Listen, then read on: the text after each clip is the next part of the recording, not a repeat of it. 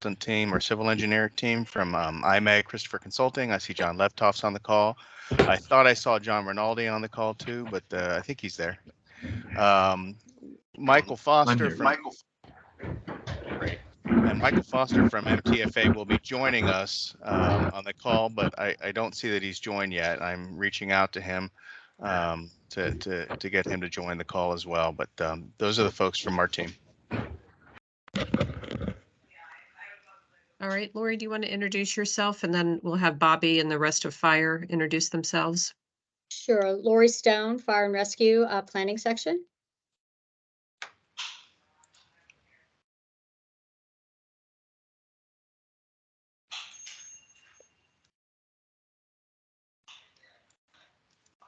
We also have Bobby Young from the Fire Department is also online. I see. I think he dropped off, actually, Christine. Yeah, actually, yeah, this is Lori again. Assistant Chief Nur is on. I know Chief Rank, Battalion Chief. I think we have a couple captains on, or Captain Masonak. Captain, I think that might be it. It's pronounced Masiniak. Masiniak, sorry. All right, great. I see we have Matt Reniger from Supervisor Lusk's office. We have Letishma Walters from NCS is also here. Ray, do you want to go ahead and introduce yourself? Ray Novitsky, I'm representing the Mount Vernon Council. Wonderful. And have I missed anybody else from the committee? Yeah. Hi, this is Mace. I'm with HCT. I am Mark Bonavista. I'm with Housing Community Development as well. Wonderful. Thank you all for joining us. Marwan Mahmood, Project Coordinator, Housing Community Development as well. All right. I see we also have Deanna Nix from Fort Belvoir is here.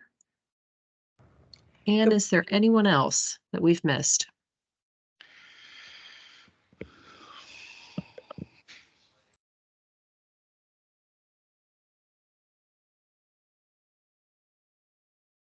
All right, Claudia, why don't you go ahead and get us started on a project update?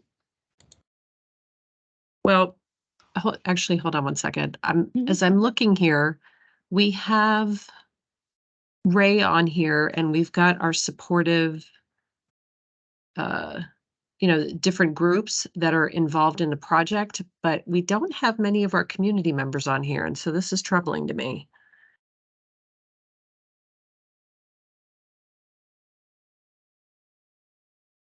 Brenda Richards, Pam Michelle, Mary Payton.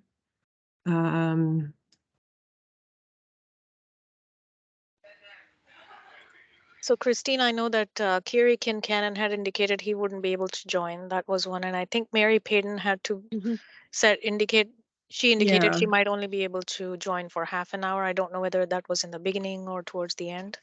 Yeah, but haven't really heard from anybody else. We don't have Brenda Richard or Brenda Stokes on, or sorry, Brenda Richard and Brenda Faison on. I know about Carrie and Mary. But we're also missing Pam Michelle and Josh Delmonico.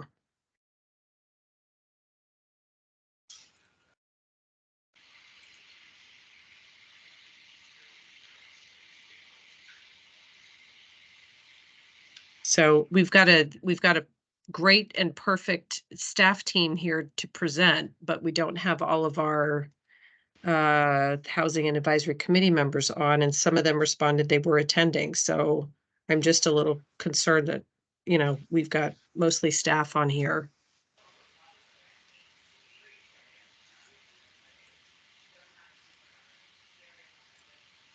Is there an option to record, Christine? Yeah, we are recording. So I'm okay with that, but I'm a little uncomfortable that we would miss their interaction. What I was going to propose, because we're not really going to be spending a lot of time today on the specific housing components, we're going to regroup for that in 2 weeks. I guess we can go ahead with the project update. We'll send out the link to the team, ask them to make sure that they're looking at this. And Ray, I'd ask that you share this with MVCCA as well, so that members can take a look at it and give us an opportunity for feedback.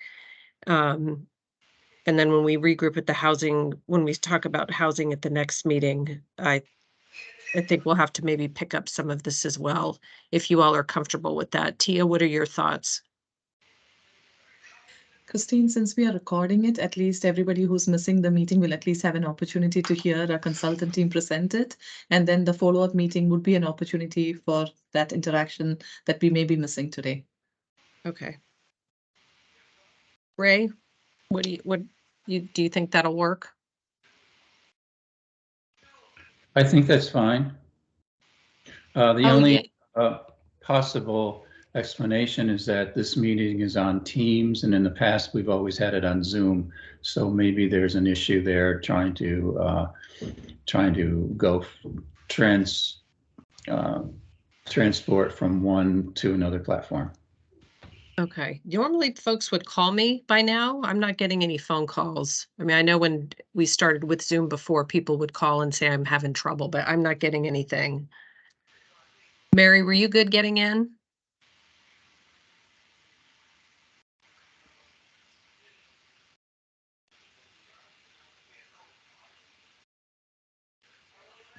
Mary, you're muted. Yeah. I see you speak, but yeah.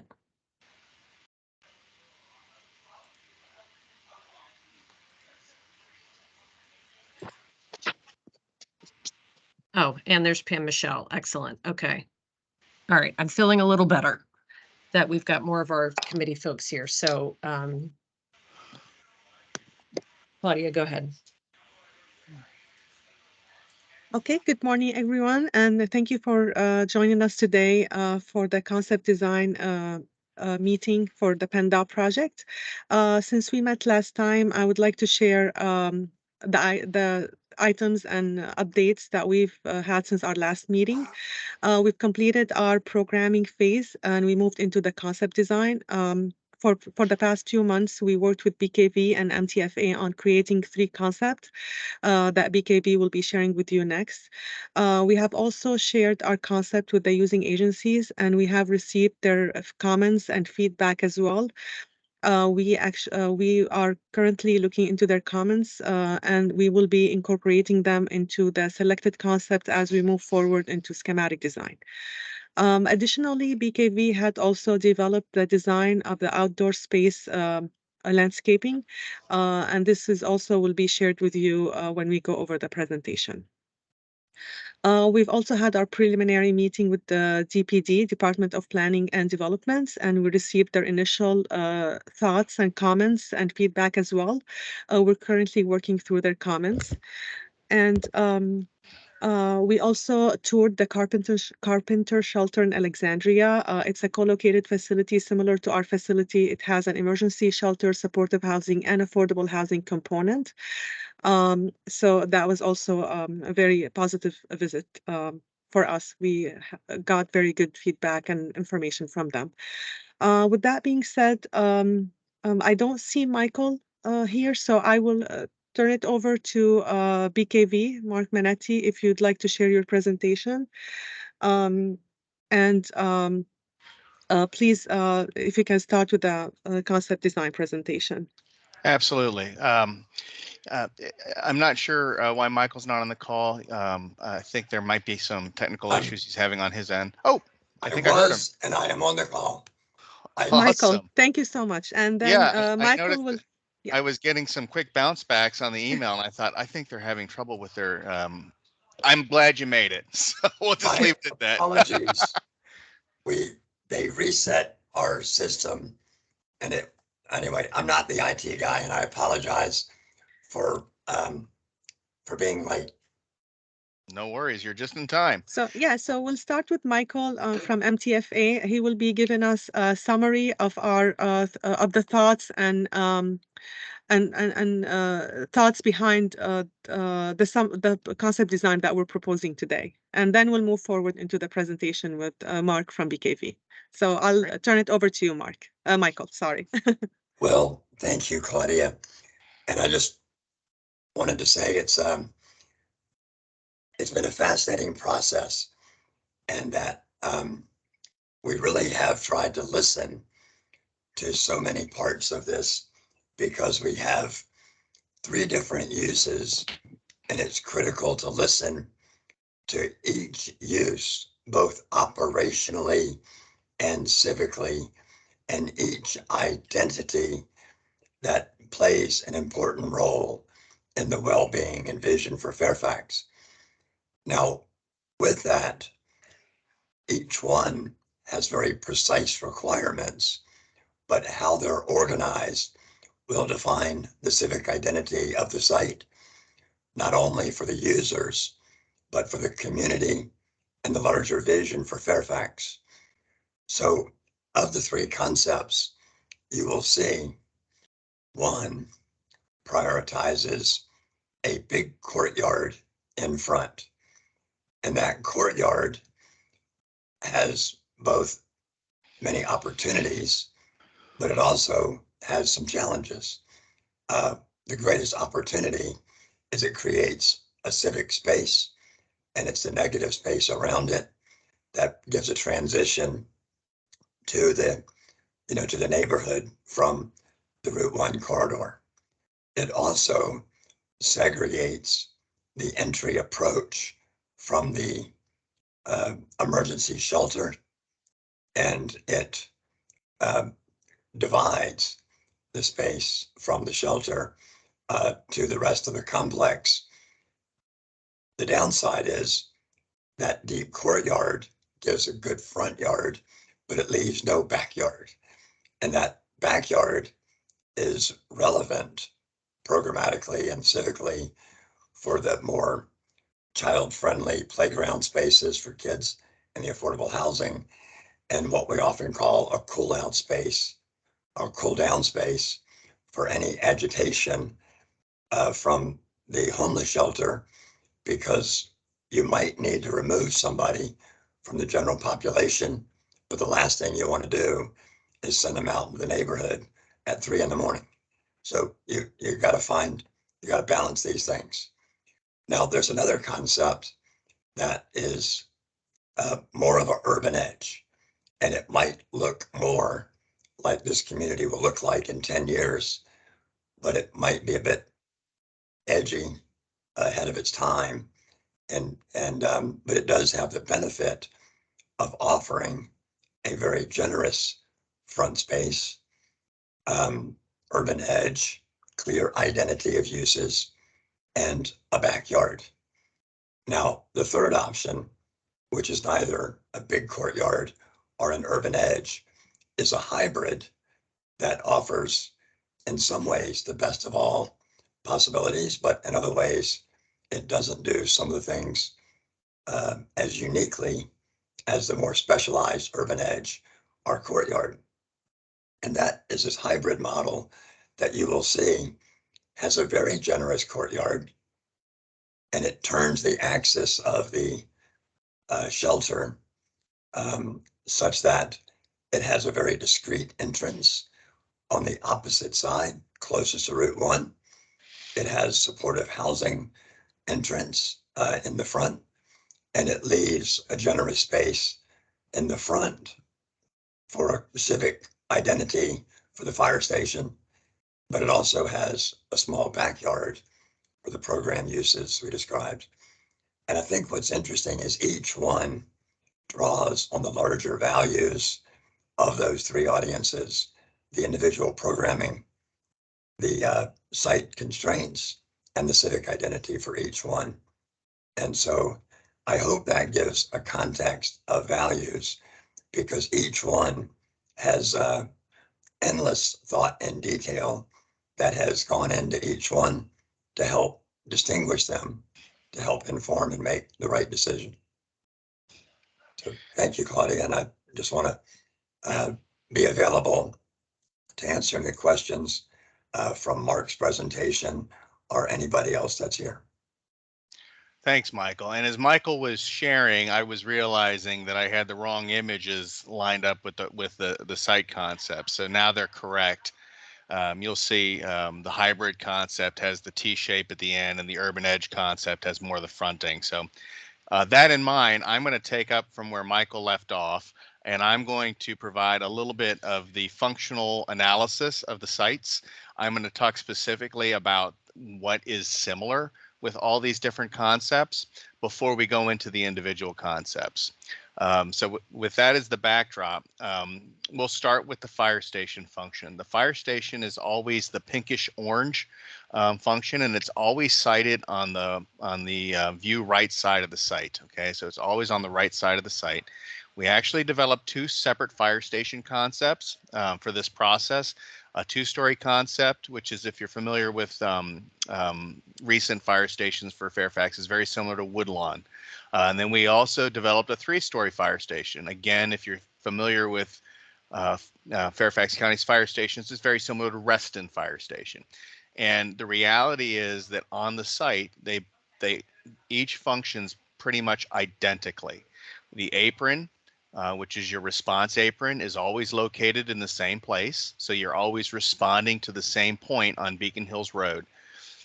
The return entrance and public entrance for the fire station is always located in the same place as well. It's at the far end of the site, adjacent to the residential properties. And you're always circulating through the fire station component the same way.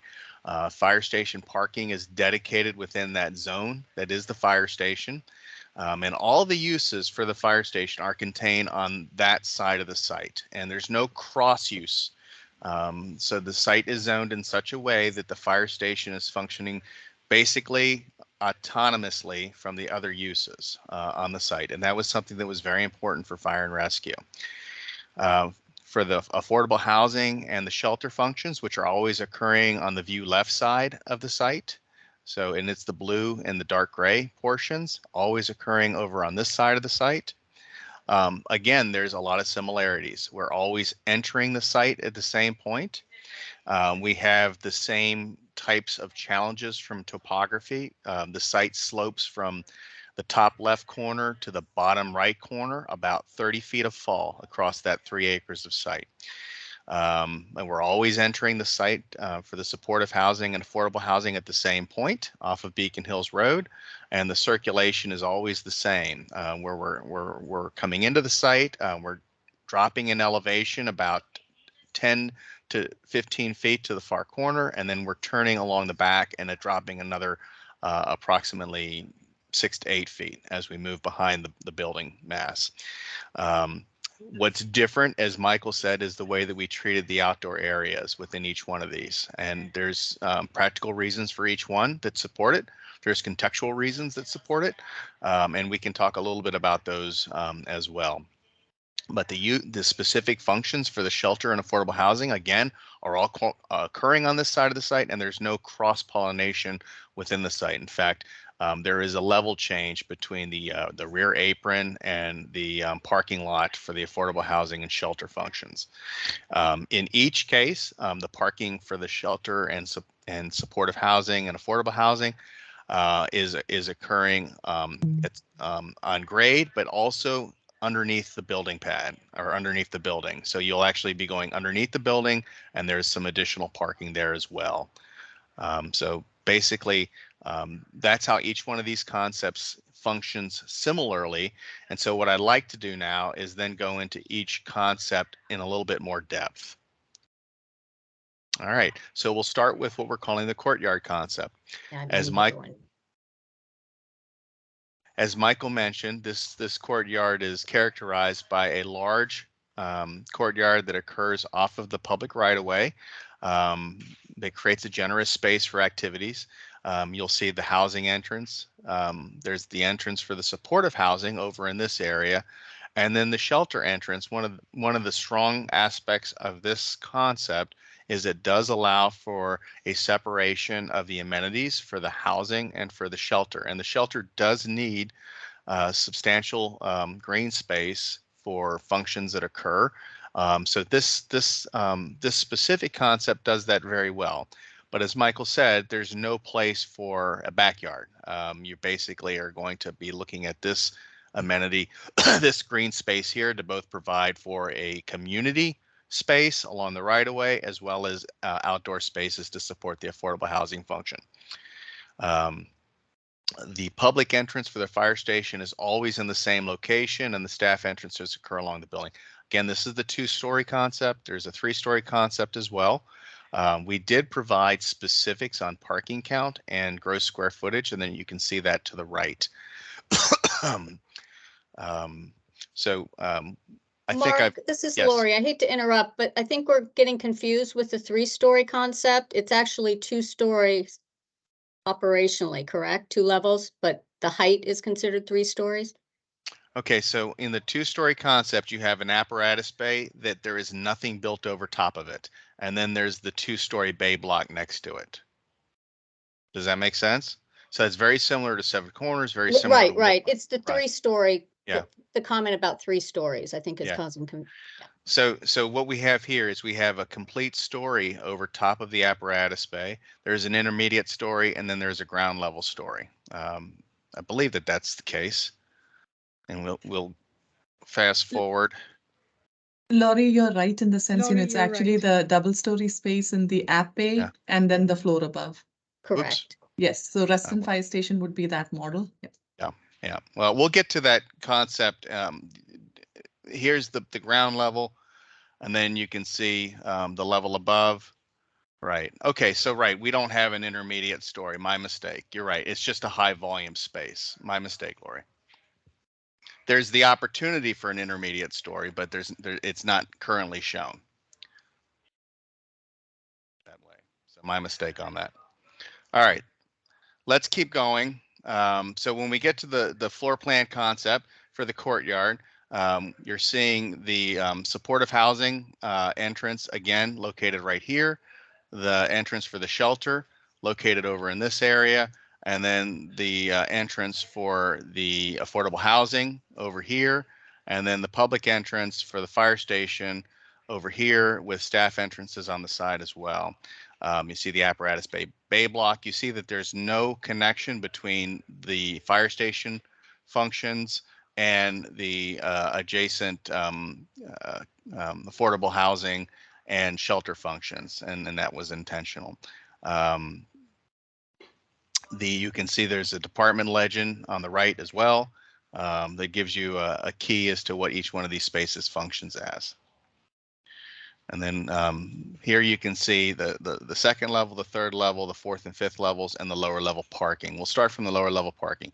As stated, each one of these concepts integrates parking below the building for the affordable housing and for the shelter function. There is no parking below the fire station function. Okay, it only occurs below the affordable housing and the shelter. And here you see the parking layout, the preliminary parking layout. On level 2, you can see, again, the shelter function. You can see the affordable housing function, and there's no cross connection between those two functions. Okay, and again, you can see the second story of the fire station as well, with the apparatus high bay area in between. Level 3 is the supportive housing. And again, there's no connection between the affordable housing and the supportive housing piece. And you can see the affordable housing units that occur on that level. They all have their own vertical circulation and elevator circulation. It's all separate. And then levels 4 and 5, the affordable housing piece actually extends above. And that's where we will have some vertical circulation that we'll need to coordinate from the housing component, because it will need to circulate down through the levels below, and that's something that we'll develop as we get into schematic design. Should this concept be the direction that we move forward on. We've developed some renderings for each one of the concepts as well, so you can kind of see the massing and layout of the building and some intent with respect to materiality on the site. Now, I will say that we've developed the landscape concepts after we had developed these perspectives. So while you are seeing the topography and the entrances and the character of the building, we have not yet integrated those landscape concepts into these areas. As you can see, they're pretty bare at this point. So we'll have to have to ask you to kind of visualize based on the landscape plan that we developed, and then the perspectives that you're seeing here. So with respect to this concept, you're kind of seeing this 3-story masonry portion that this band that comes across, and this zone of it really is the shelter and the supportive housing component, and then the affordable housing is a little bit lighter materials, rain screen type composites above that.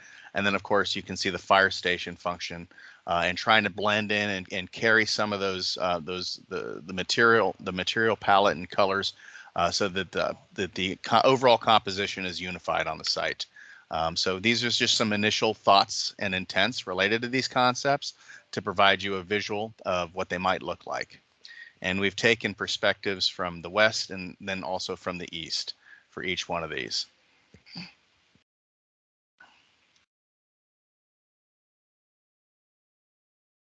Okay. And do we want to pause and allow questions at this point, Claudia, for each one of the concepts? I think we can keep going and get questions at the end, unless Sounds good. Okay. All right, so then the next concept we're calling the urban edge concept, as Michael talked about.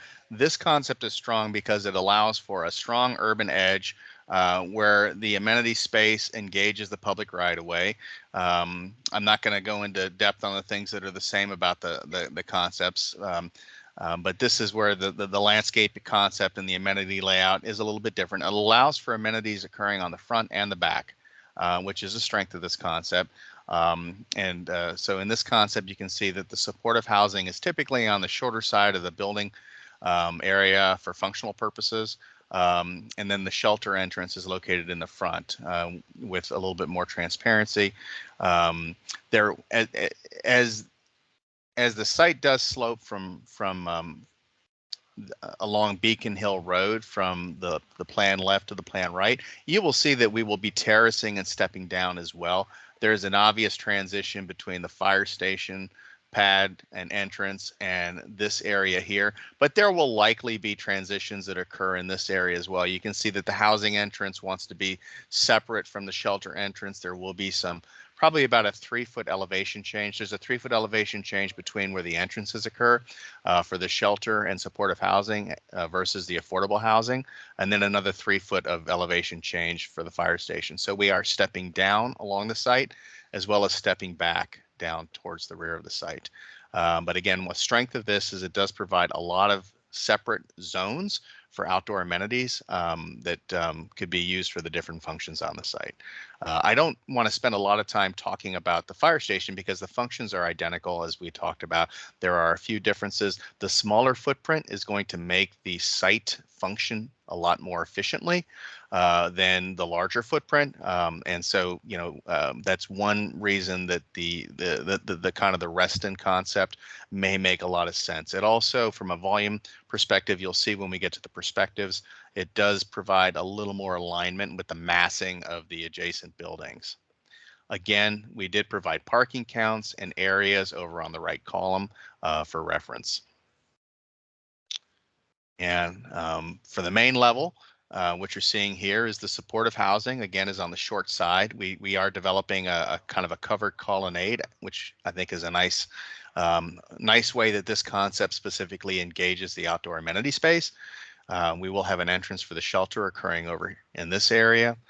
You'll see the entrance for the affordable housing occurring here. And again, the public entrance for the fire station, and then staff entrances along the side. Again, no functional cross connection between the different programmatic components. And I think that was something that all of the different customers had expressed. When you get to the upper levels, again, we'll start with the lower level. You're entering below the building. Again, this is parking only below the affordable housing and the shelter functions. So you'll see some parking below grade here underneath that. And then you get up to the second floor, you're seeing again the shelter function and then the affordable housing piece. And then this is where we're building over top of the apparatus bay and the entire footprint of the fire station. building. We get to the third level and you'll see the supportive housing that's being integrated. And you can see where the affordable housing is. And then as you get to the fourth and fifth level, the entire footprint is affordable housing. Again, we talked about the same issue. There will be a need for some vertical circulation that will be coordinated with the uses below as we move forward with a selected concept. Hey, Mark, just clarifying again, I know the floor plan presentation said 3-story, but again, clarifying, I know when people listen to the presentation, it's actually 2-story, kind of the Western model. Yep, thank you. Yep. So so I appreciate the clarification on that. So here we're looking at the west perspective. So this is again from the perspectives are going to be from the same vantage point for each one of these. But as you can see, the higher, we'll say the full story over the bay block concept, we'll call it the Reston concept, does lend itself a little bit to the overall massing of the building. One of the challenges is that the site does slope. So the highest point is on Beacon Hill Road is over at the entrance to the affordable housing side. And then the lowest point is again, the far side of the site, the entrance for the fire station. So you have a couple of challenges here where the fire station is at the lowest part of the site and it's the least massive portion of the building. Now, the positive of that is it provides a nice transition because the adjacent site is a residential home. So on one hand, we don't want it to look so dissimilar from the portions of the 5-story portions of the building, but on the other hand, it does provide a nice transition to the adjacent site. And we will look at the east perspective now, looking back up from Beacon Hill Road. Again, you can kind of see this, the 3-story portions of the shelter and supportive housing with the colonnade and the way it's going to engage the site. It provides a nice, I think, a nice opportunity. And you can again see the stepping. Again, the landscape concepts weren't applied to these perspectives, but you can definitely see the benching. There's about a 3-foot elevation change and then about another 3-foot elevation change as you're stepping down Beacon Hills Road. Okay, take a breath and we'll move on to the hybrid concept. So this is kind of somewhere in the middle between the courtyard concept and the urban edge. And what it's doing a little bit differently is it's taken the building mass for the shelter and supportive housing and it's rotated it. And that provides some benefits and with the overall layout, but it also provides a little bit more space along that's connected to the public right of way. And then, a more consistent space in the rear, whereas if you remember the hybrid had some space that was on one side of that T piece that came down and then another space that was a little bit larger on the other side. So the benefits of rotating this piece is that it allows for the shelter entrance would actually occur over in this area. When I said that as a benefit, I should have. One of the weaknesses I will say of this concept is that it reduces the amount of green space outside the shelter entrance to support that amenity. And then it increases the portion for the supportive housing function, which may or may not necessarily be as needed. So this is one of the I would say one of the challenges of this concept is where we're entering the shelter and supportive housing function.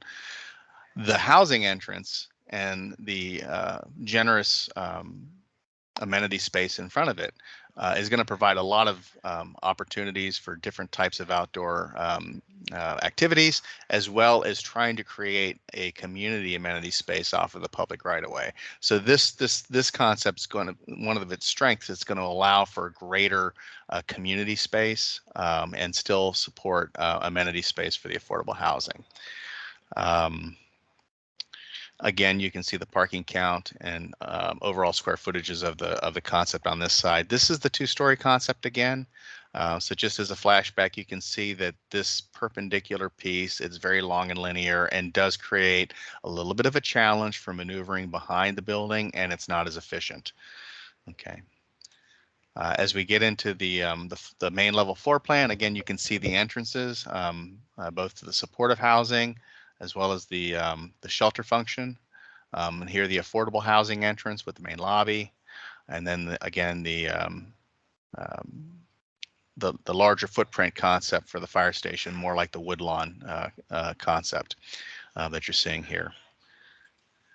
As we get into the other floor plans, again, the lower level parking area that's below just the affordable housing and the supportive housing function is occurring at this location. It matches the footprint. And then the second level, again, you see the shelter function occurring, and then you see the affordable housing function, each with its own vertical circulations. And then, of course, you see, again, the fire station concept. I should say, and I probably didn't say it clearly or directly enough, that either fire station concept will work with any of the approaches that we've identified. And that was an intentional act in the way that we zone the site. The fire department wanted to see what a two-story footprint might look like versus for basically a woodlawn concept, and also versus a Reston concept. And we wanted to make sure that they would have the flexibility to go either way, depending upon which one worked better for them. And on the third level, you're seeing again the supportive housing and the affordable housing piece, and then the fourth and fifth are the just the affordable housing component. So here's the west perspective. So what we did here that was a little bit different, again, it's the same woodlawn type concept, but we did elevate the parapet slightly to try and tie this band in. So you have this kind of masonry 3-story band that comes all the way across, and we will use that additional parapet to help screen any of the mechanical units that are going to be on the roof. So I think it will serve a function, but it does, from an architectural perspective, it does begin to tie this concept together a little bit more, and maybe would support, very similar to what we did with kind of the Reston concept, where the massing is more in keeping with the rest of the 5-story composition. And then here you can see, looking back up from Beacon Hill Road, the opposite perspective. Now, one thing that we did want to, just to make sure that folks understood kind of how the site works, is we did provide some site sections, and these are, again, typical of the conditions, whether it's the Reston concept for the fire station, or the Fairfax, or for the Woodlawn concept, or any one of the hybrid urban edge or courtyard concepts. This is going to be consistent, where you can see there's a grade change in the front of the building. This is the Beacon Hill right-of-way in front of the building, and then behind the building. So you can see that there's a pretty big level change with respect to that. And then the other thing we wanted you to be able to see is where it's cut through the apparatus bay. We actually have to push the pad up so that we can make the cross slopes work, so that the large vehicles that need to navigate that one can be able to make those difficult transitions. So we wanted to stay between 3% and 4% slope where we were sloping in those areas. And what that did is it pushed that level up so that there's a change in elevation between the elevation of the parking lot and the elevation of the apron next to it of about 4 feet. Plus you'd have transitional screen there for the buffer area that we would probably bring around. So it won't be overly obtrusive, but it will be a very distinct zone separation that separates the uses and provides the level of security that I think the fire department really wanted to make sure that we had. We are maintaining a buffer around the entire perimeter of the building, and then one of the challenges that we understand is that the existing residential area that surrounds the site on 3 sides needs to be considered. And so we did provide some scale and some topography so that you can see how that site section looks in terms of the existing structures that are kind of on opposite sides of it, and the topography and what they might be looking at in terms of a landscape buffer and elevations in different areas.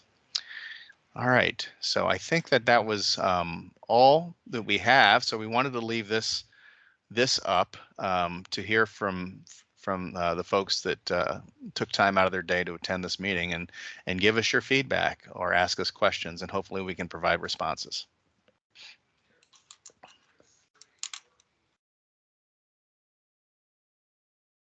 All right, I know this is a lot of information, so who would like to go first?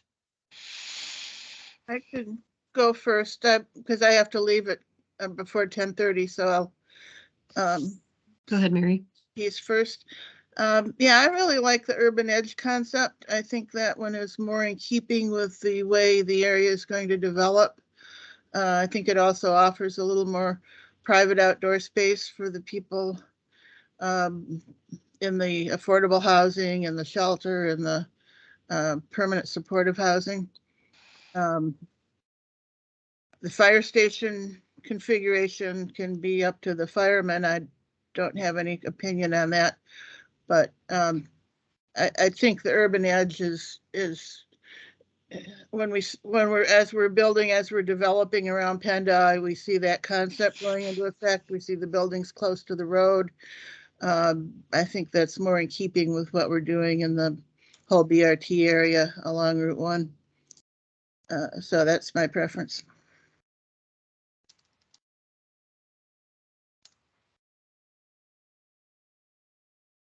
Ray, Barbara?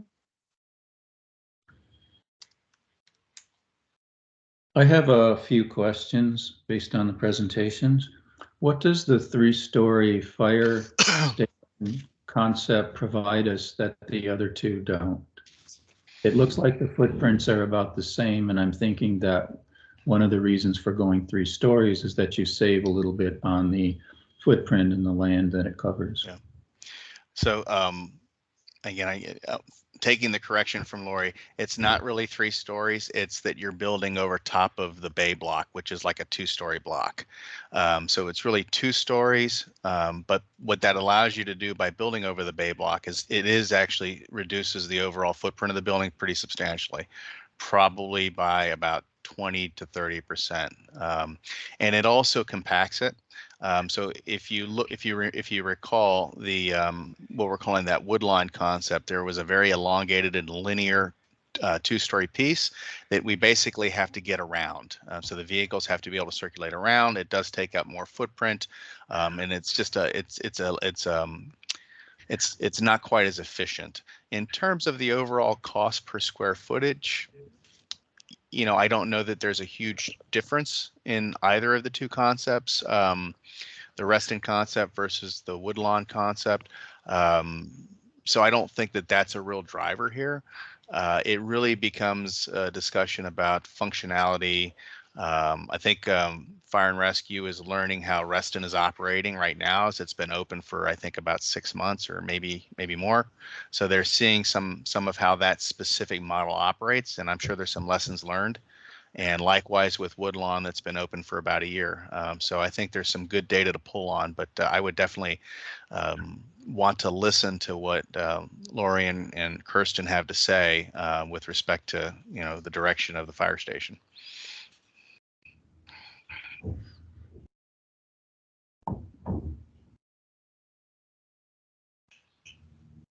A few more questions I have.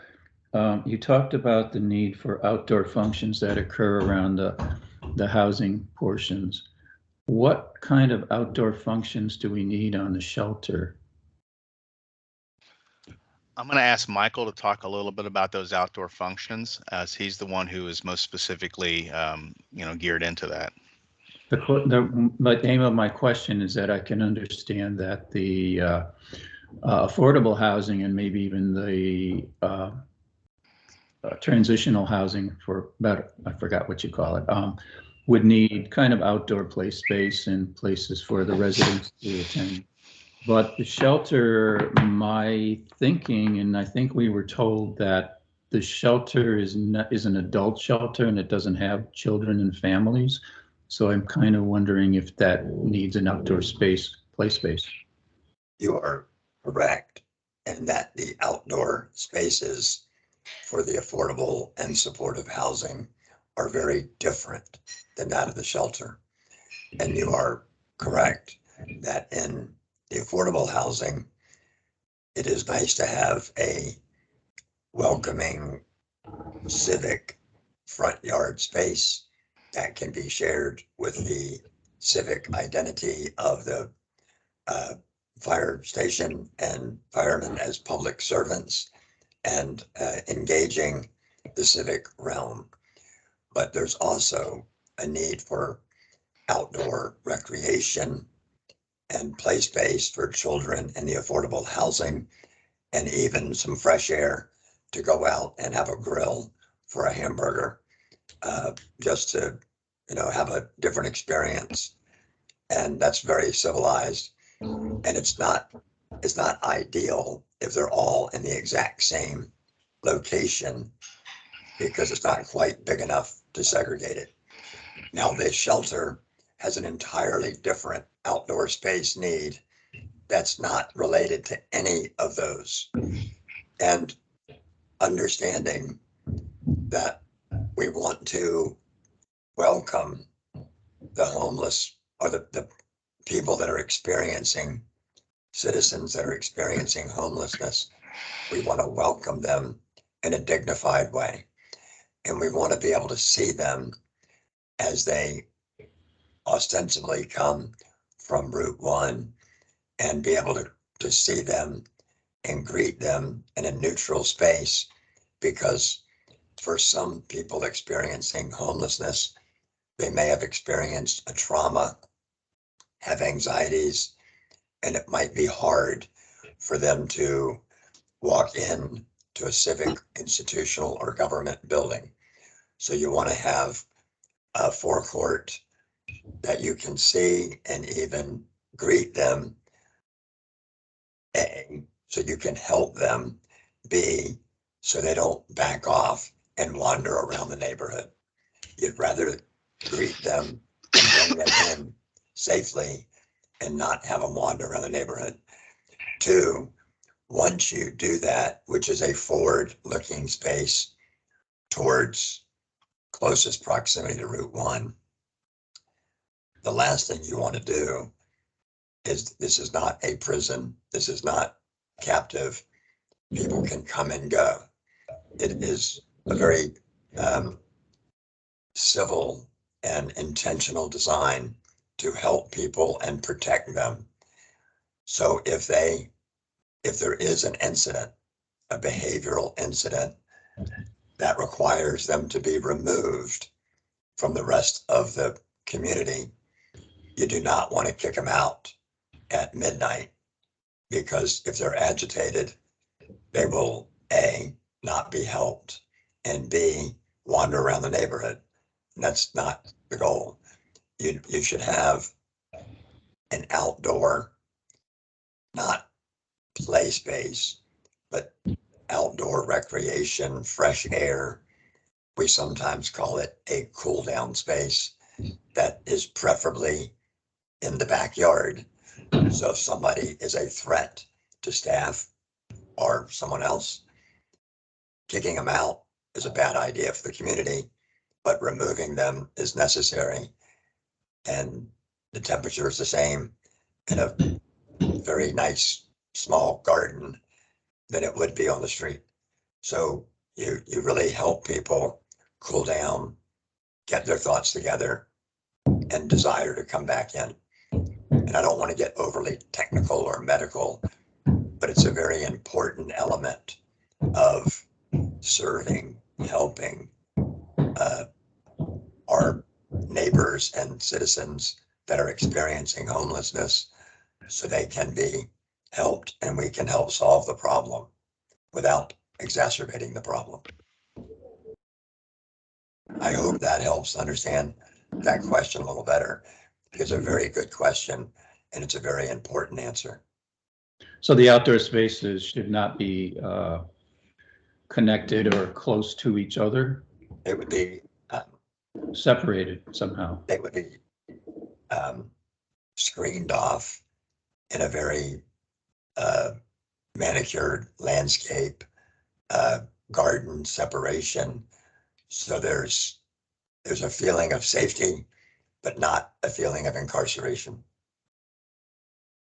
The other questions I had relate to the form of the buildings. Is there a reason why you chose to attach these three elements together? Mark might have some other Yeah. ideas, but for me, there's two very important reasons. One, it's the efficiency of outdoor space. So if you took 3 buildings on a small site and separated them, you'd be lucky to have anything more than an alley between them. And no good things happen in alleys if you're not picking up trash or delivering furniture. So we don't want a lot of alleys.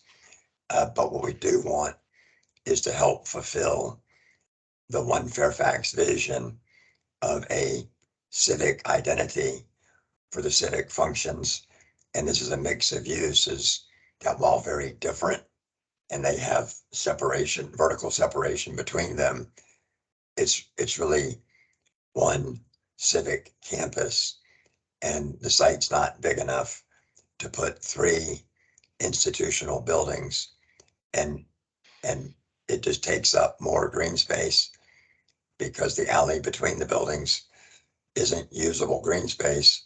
So we want to concentrate the usable green space for civic and programmatic and light and air, trees, etc., which don't happen in alleys between buildings.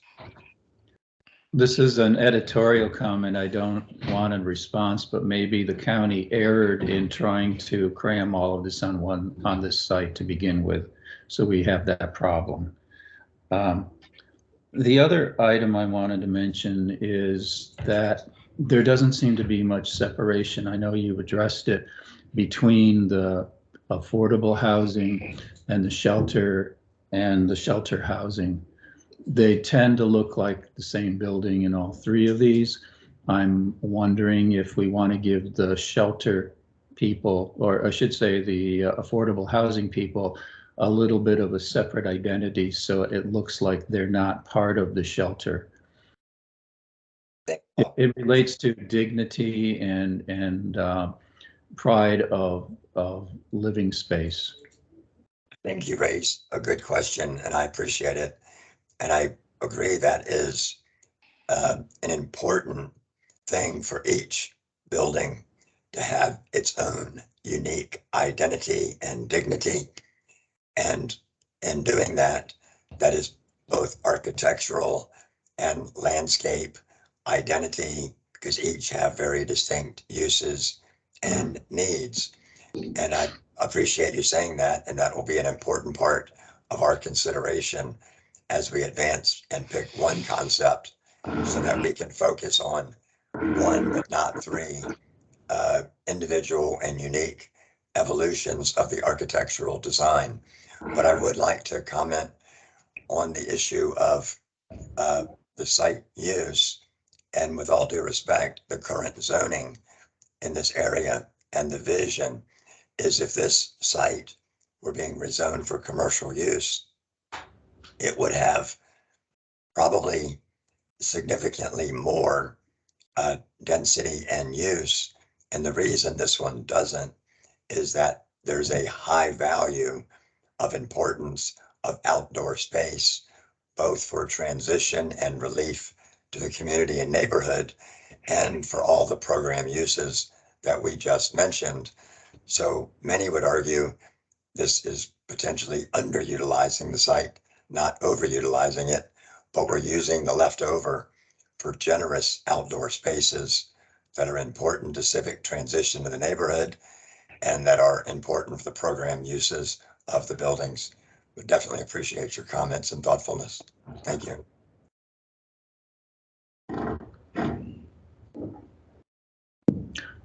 That's all I have right now. Catherine Ward contacted me and asked me how the zoning is going to how this is going to relate to the zoning, since the county has changed its zoning and gone back to the county has changed its zoning ordinance and has gone back to the previous one that we had.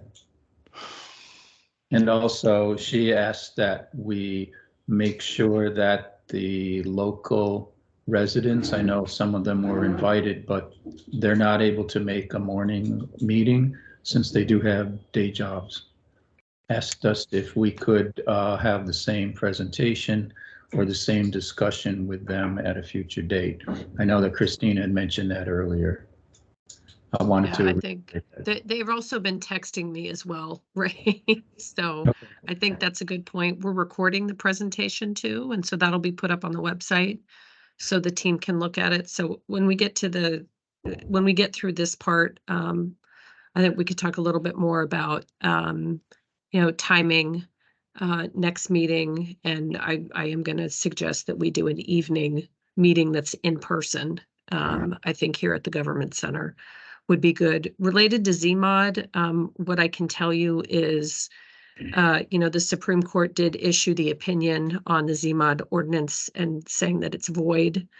The Board of Supervisors are looking at, I'm reading this off of the language that we got, but the Board of Supervisors is pursuing various parallel courses to change the decision or mitigate its effects. It's expected that on April 11th, the board will vote to authorize public hearings on a proposed readoption of ZMOD, and the Planning Commission hearing will likely be on May 3rd, with the board hearing scheduled for May 9th.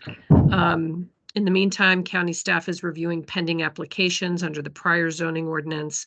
The court's decision is not expected to directly affect most previous approvals, including administratively approved site plans and permits that are not subject to change or revocation.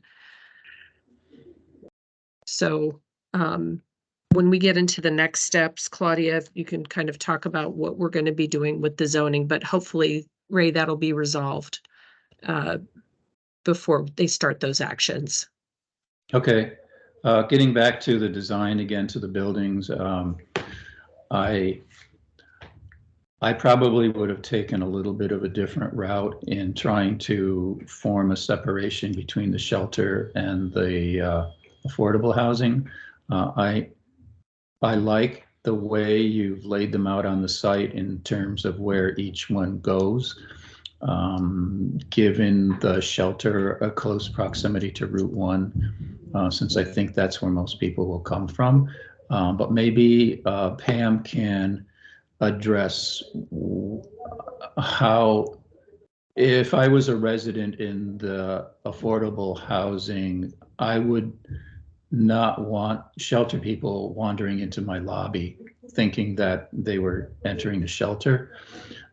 I'd also like to see some kind of a separation, either in massing or more in materials, to show that the shelter is in this location and this block is the shelter and not the affordable housing. So Pam, can you kind of fill us in a little bit on how people arrive at the shelter? Couple comments. Are they walk-ins? Are they walk-ins, or are somebody bringing them? Well, they are walk-ins, although we know they're coming. If that makes any sense. Admission to the shelter is through a referral process through the county, except during winter shelter. Let me ask a couple questions. I want to make sure I understand that I understand correctly that the supportive housing entrance and the shelter entrance in each of these versions are separate. Correct. Do I understand that correctly? Right. Because that's a nightmare at Bailey's. It's just simply a nightmare. So understand that we learned that was. Michael, thank you for your understanding of the population and the reasons to accommodate it. In terms of outdoor space, what homeless people, and probably lots of other people, but people who are in shelter need is areas to smoke. It is absolutely critical, and we can all say, oh, how bad it is for your health and all that. Doesn't matter. So that a place where they can be that's not hanging out in the front of the buildings is really necessary. We had a challenge when we opened a group home across the street from a Catholic church in Falls Church area, where people were smoking on the front porch, and we said no more smoking on the front porch, go to the back, and we never had a problem again. So because there was a place for them to go. So hopefully that will be, and I know you talked to carpenters about the whole issue of loitering and stuff. It is really important to have a place where people can gather when they're waiting to get into the shelter. In fact, this is a little bit of Ray's question. You know, is there an internal sort of lobby, I guess is what I'm asking, where you're doing the paperwork and all that kind of stuff. You aren't standing outside, but you can either be protected from the weather and, you know, not wandering, et cetera. So that makes any sense. Excellent questions. And thank you, because I can tell you know what you're talking about. And you are correct. You are correct. And that smoking is not good for your health or mine. But if you are experiencing homelessness, it is not one of your top 10 problems. And if smoking and the anxiety of not smoking prevents you to solve a greater problem, then I am not anywhere interested in judging smoking. So what we do to address exactly what you said, which goes to greater detail to the sensitivity of the outdoor spaces I spoke of, is that upon entrance, somebody might need to pause and have a smoke before they have the internal confidence and calmness to dare enter an institutional building of any kind, because frankly, their families' homes might not have felt welcoming for whatever reason. So you want to let people do what they need to do to have the trust to come in and be helped. Now, that also needs to be reconciled with the fact that this will be a LEED or net zero or energy and environmentally friendly building, which does not encourage or allow smoking inside. So what we often do to meet the codes and the rules, which are all very important in government buildings, is that we do a covered trellis, a shelter, both in the front porch, but far enough away from the entrance that it has a psychological transition and a technical separation to achieve the environmental objectives and points required. The same with I'm going to call it a private garden, just because it needs to be a civil and decent space that is preferably out back, that if somebody is having an anxiety and they will pick a cigarette over a shower or food, we would rather them not go find that in the middle of the street. We would like to give them a garden that has a trellis or a covering from weather and allow them to have a cigarette, because that might calm them down. And if there's a behavior issue, we'll often put a bathroom facing the outside so that you can come in from the garden to the restroom if you're not ready to come back in and deal with people. And I really want to state that if you manage this well, which is a design opportunity, then you mitigate 99% of the problems. And the 1% are the same 1% of the problems the rest of us have. And so we don't need to judge them because whether they're experiencing homelessness or some other trauma related to work or family, because we all experience it. I know Brenda is also online. Brenda, do you have any feedback or comments? Can I ask one more question before we go, or just comment? There was a discussion about outdoor recreational space. That is needed for shelter.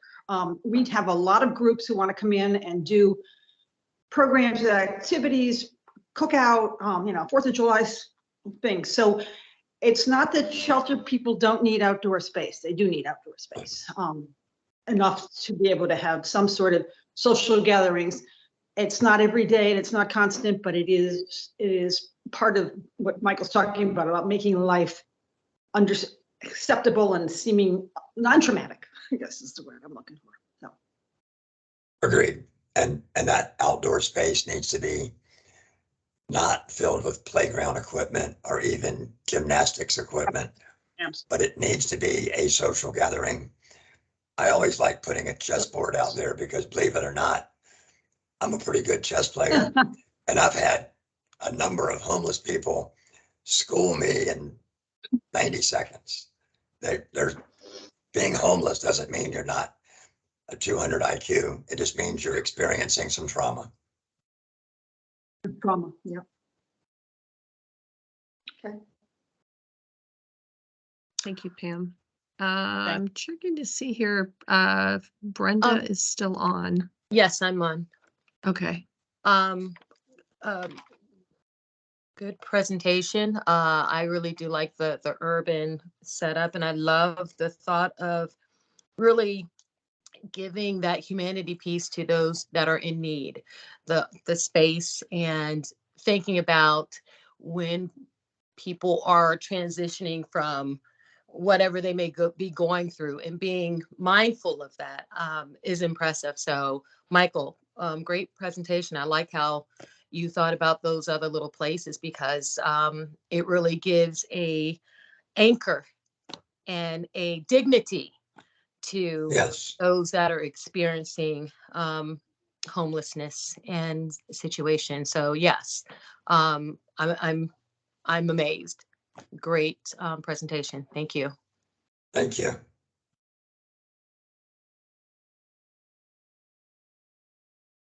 All right. What about from our fire team?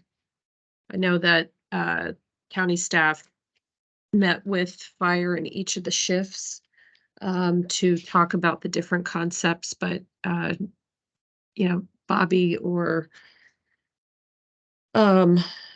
John, if you all have any comments or feedback that you'd like to share, questions.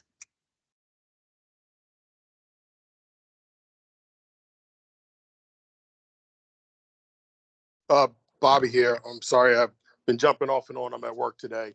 I did meet with some of the folks that currently work at Company 11, and I think there's some design features that stand some improvement from their perspective. I was hoping one of them would jump in and articulate the specific nature of those issues, but I know they related to the locker room, shower, changing room concept or bunk room concepts. And also they're still concerned about the reduction in number of bays, that there's not at least one bay per currently assigned apparatus, no room for expansion for future apparatus. And also in some of the concept drawings that they have been given to review, the bay to the far left would have a tapered approach to the street out front.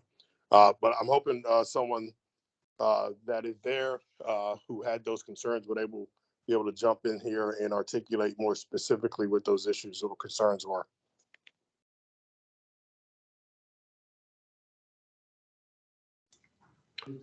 Hey, it's John Messiniak. The 3 shifts did compile some thoughts and ideas and filtered those up to Chief Rank, and should have made their way to Kirsten and Lori. I'd rather them speak on behalf of the fire station if they're in a position to do so.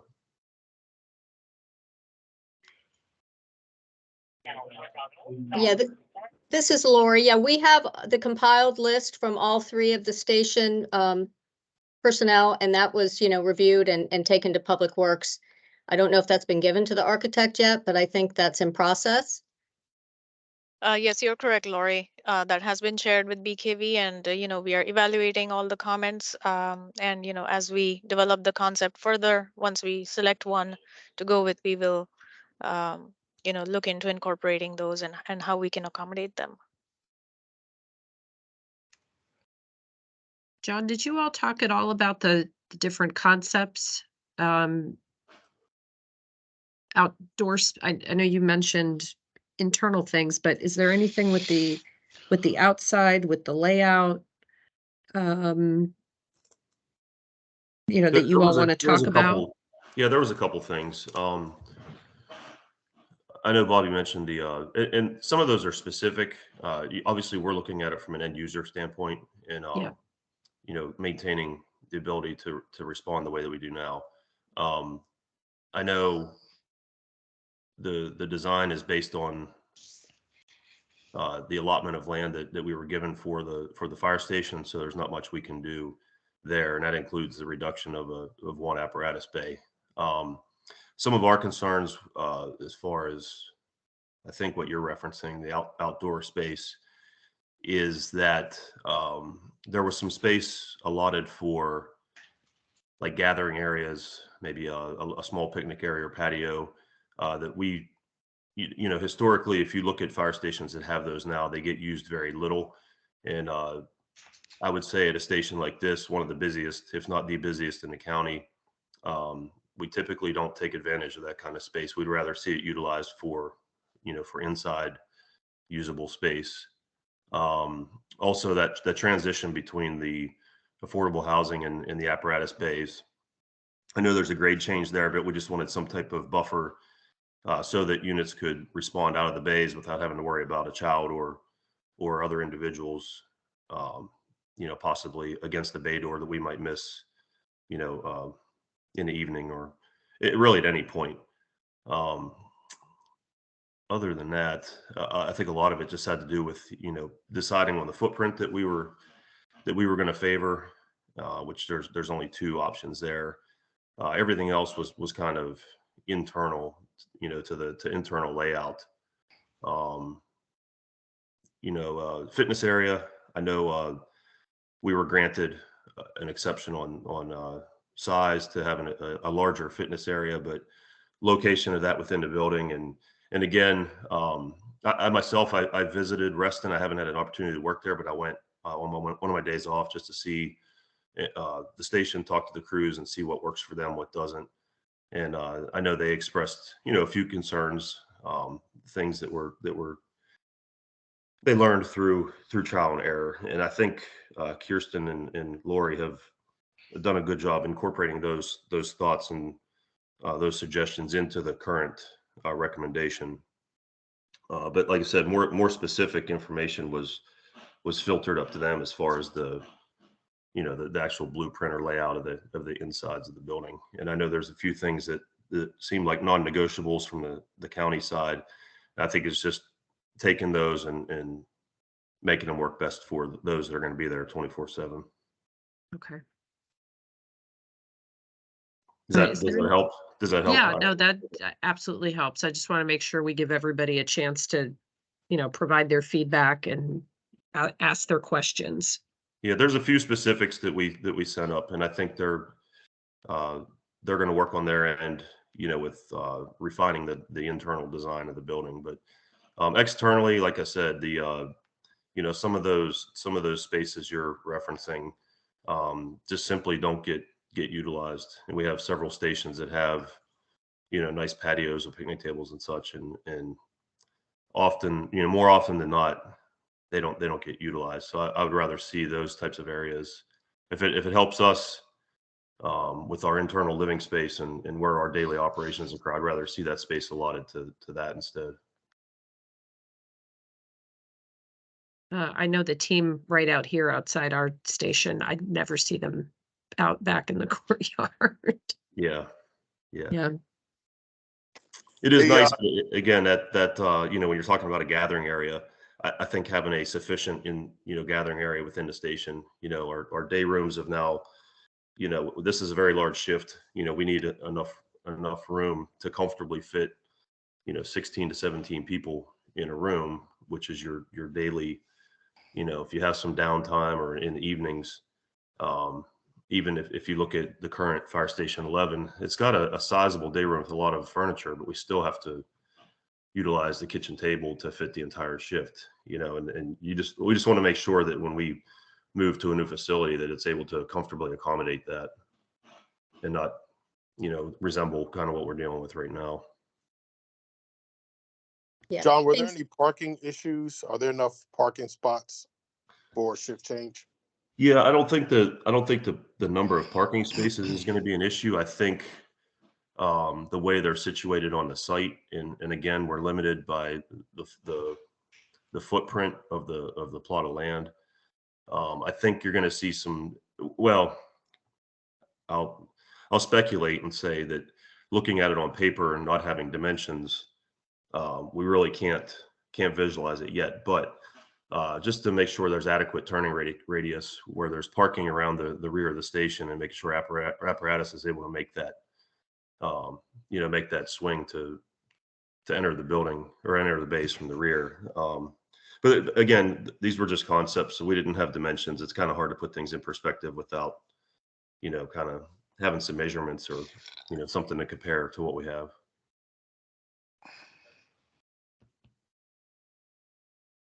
I don't know if Chief Frank is still on here, if he can elaborate on some of the other stuff or not. Yeah, no, I'm on. And yeah, like you said, John, pretty much a lot of the items were internal within the living area that were all compiled and sent up to Lori and Kirsten.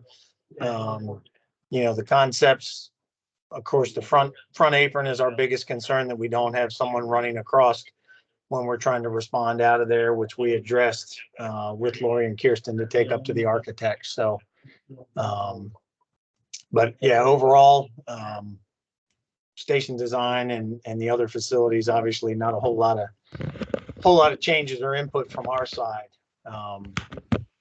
Just the living space within is really our biggest concern. Okay. Anybody else on the advisory committee have any questions for now?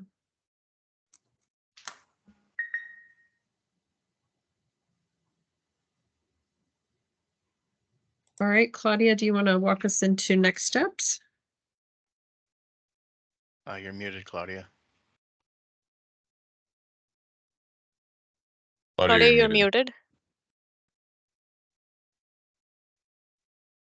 Sorry, everyone.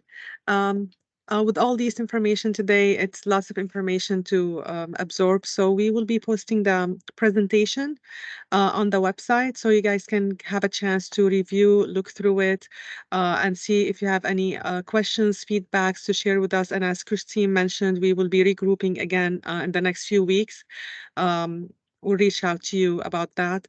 As far as our next step, what we're doing now, we will be meeting with DPD, go through the comments with them, and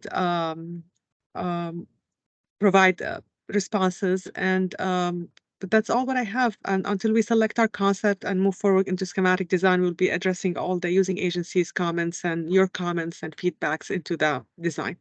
So. Claudia, can you maybe, if you have it handy, could you pull up the schedule that we went over at the last meeting, just as a reminder for everybody kind of where we are? Of course. It's if you give me just a few seconds, I will do that. Fine. So while Claudia is doing that, I have gotten some text messages from folks, and when we started these meetings, it was during COVID, and I think folks had a little bit more flexibility during work hours to be able to hop on. Some of our community members don't have that ability now and are asking, going forward, if we could start meeting in the evenings so that they can attend. We did not get into the zoning yet. We also did not get into the housing element of this yet. Tom Barnett is on with us today, but as the architect and everybody is working through the concepts and the designs, we're not quite there yet as far as what the housing mix will be and the numbers associated with that. And so we wanted to get back together with the team in 2 weeks to start having those conversations as well. And then also have you come back and provide your feedback from what you've seen here of the concepts, because I know it's a lot of information to absorb at one time.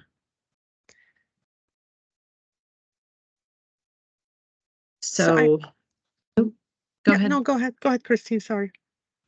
So for the team, we could certainly do a hybrid meeting for folks that still, if folks aren't comfortable meeting in person, we have the ability to meet in our community rooms. We recently did that for Supervisor Stork's budget town meeting. and that seemed to work pretty well for the folks in person and for the folks online. So I know Mary had to hop off, but for, you know, Ray and Pam and Brenda and other folks, any thoughts on, are you comfortable with all in person? Would you prefer to do a hybrid? Pam, you're shaking your head. Sorry, which one? All in person, hybrid? Or you're still on mute. Okay, at least the option of being in person.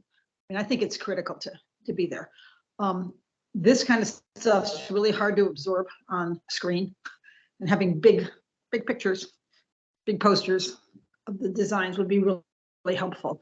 I don't want to exclude anybody, so that's why, I mean, hybrid is probably preferable. I personally hate to be online when it's hybrid, but if somebody chooses that, that's their choice. So I would go for hybrid. Ray, what are your thoughts? I don't have a preference, but I think that for me, in front of a computer, believe it or not, it's easier to see things on the screen. If I was on a phone, obviously I wouldn't have that opportunity, or if I'm in a meeting room with posters, it's a little more difficult to see things too. So I don't really have a preference either way.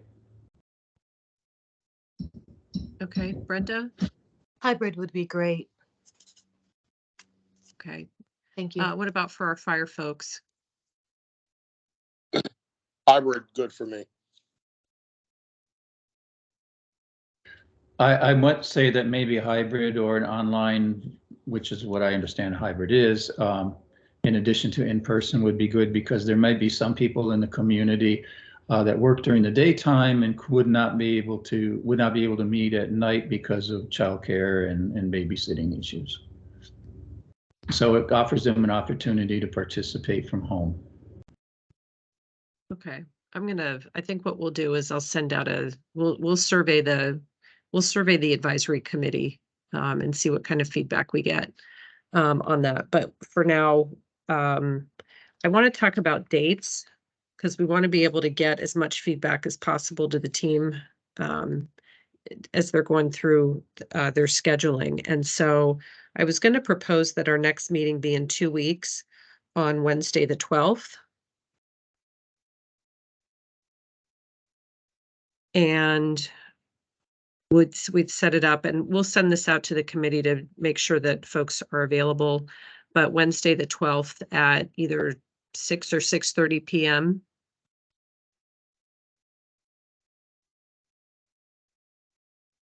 Does that work?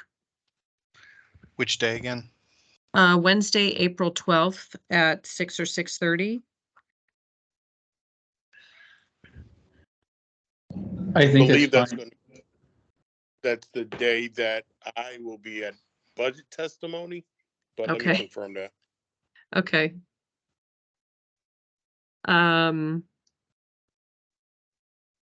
I don't want, so that is actually, that's during budget public hearings. So we'll send it out to the group, Bobby, and see if that works. If you're not able to come, or, you know, maybe somebody could come, you know, on your team.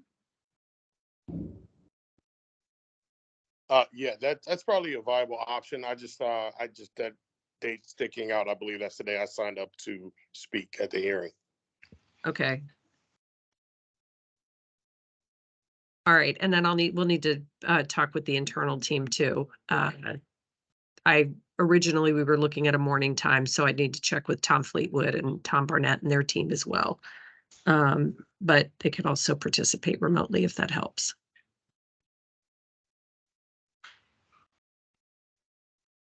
Day for me, so I'm here 24. Okay.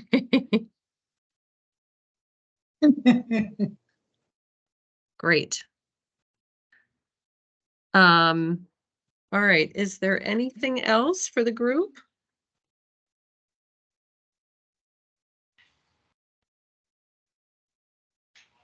All right, we will also be posting the this meeting. So this will be online as well as the presentation.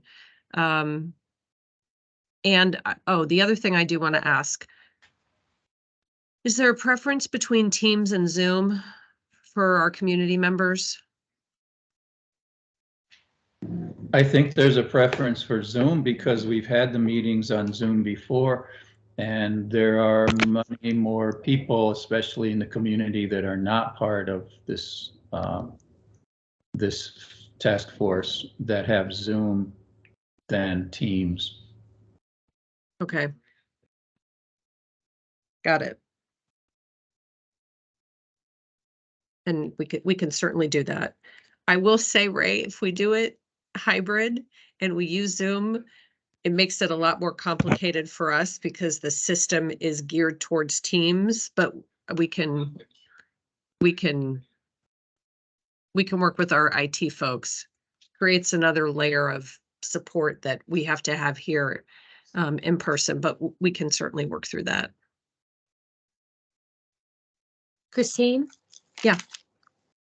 If you do Teams, just make sure that the email sent out that people know that is that and not, that that's how they will connect. So there won't be any confusion about, oh, well, where's Zoom? Okay. Thank you. And it gives them the opportunity to download the app if they need to, if they don't have Teams already. Yes. Okay. Good point. All right. Anybody else? We're at 11 o'clock. Excellent meeting. Thank you all very much. Nice job. Appreciate everybody's feedback. And we're making some really good progress. So thank you all for your time this morning. Thank All you, right. everybody. Thank you. Thank you. Thank you. Bye-bye. all. Thank you. Thank you. Bye-bye. Bye.